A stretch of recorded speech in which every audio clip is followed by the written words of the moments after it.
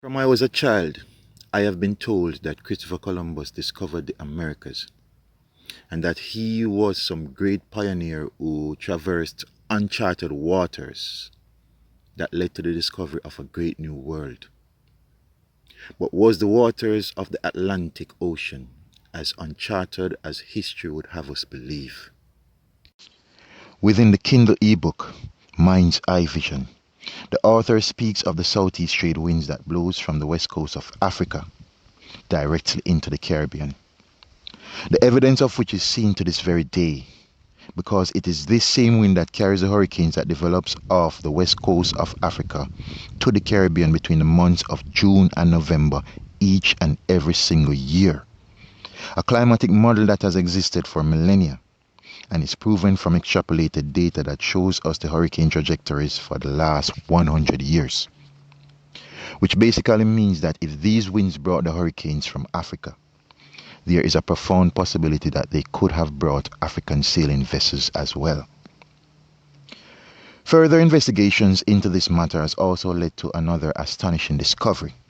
One that shows that just like the wind currents, there is also a sea current that traverses from Africa to the Caribbean. So in essence, we have not one but two natural phenomena that support mass transport from Africa to the West Indies, which further cements our beliefs in our scholars with quotes like, "What Europeans thought was an exciting undiscovered new world was already a playground for Africans." Keegan Key, author of the Kindle ebook on Amazon, Mind's Eye Vision. Documented history also speaks of the great African king, Abubakar Keita II, ruler of the richest empire in the world at the time, the Great Mali Empire. He was not only a great navigator, but he was also the king who renounced his throne, leaving it to his brother Mansa Musa, and led an expedition comprising of hundreds of ships across the Atlantic to the Americas, generations before Columbus. These are the things they do not teach us about in their schools.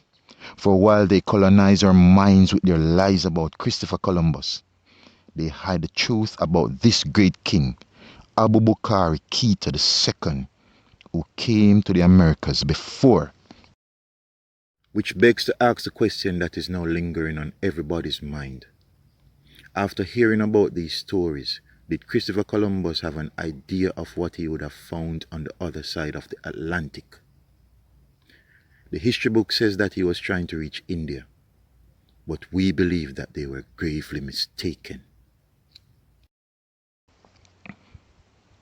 If one is to pay keen attention to the demographic disbursement of the Taínos and the Caribs, you will find further evidence to support this fact. The Caribs, who were darker, taller, and carried gold-tipped spears like the Africans of West Africa, inhabited the Lesser Antilles of the Caribbean, which is the exact place where the southeast trade winds and the Canary Sea current enters the so-called New World. The Taínos, on the other hand, inhabited the Greater Antilles.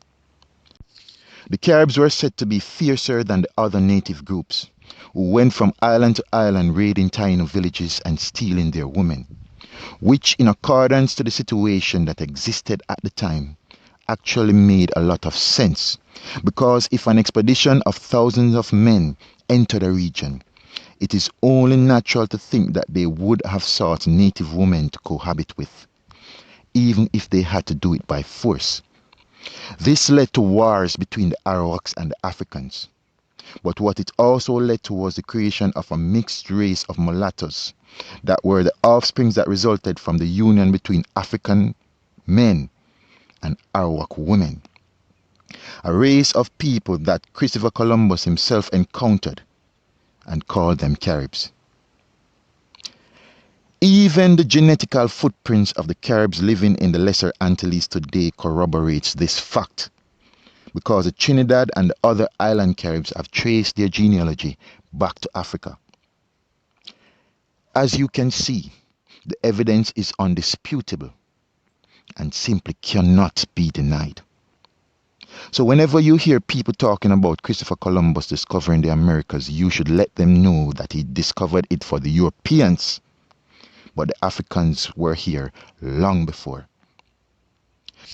It should also be known that Christopher Columbus's navigator was Pedro Alonso Nino, who was a Moorish captain who piloted the Santa Maria to the Americas in the 1492 expedition.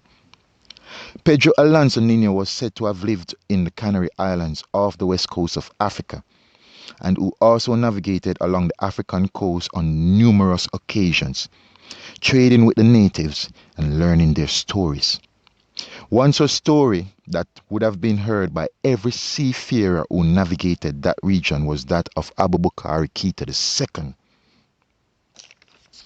Our scholars believe that in light of what we now know, the evidence has come together to prove that Christopher Columbus knew exactly where he was heading.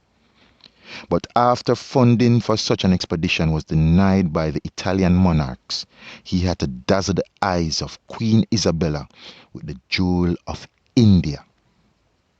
Columbus was no fool, for after his altercations with the Italian monarchs, he realized that no king nor queen would fund an expedition that would have been considered at the time to be complete and utter madness.